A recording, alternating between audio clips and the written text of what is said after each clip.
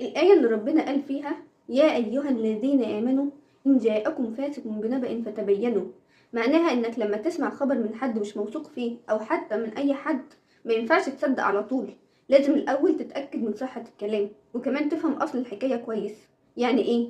يعني ممكن حد يقولك فلان قال عنك كذا أو فلانة عملت كذا فتصدق وتغضب أو تزعل أو تاخد موقف وتطلع القصة كلها غلط أو ناقصة. فربنا بيقولك استنى وما تتسرعش، اتأكد الأول.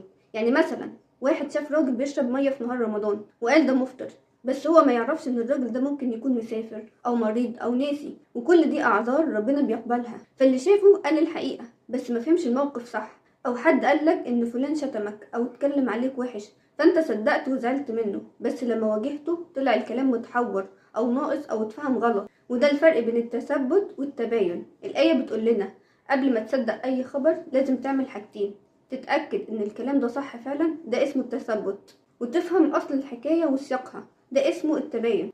الآية دي نزلت علشان تحمينا من الظلم ومن اننا نأذي بعض بكلام مش حقيقي.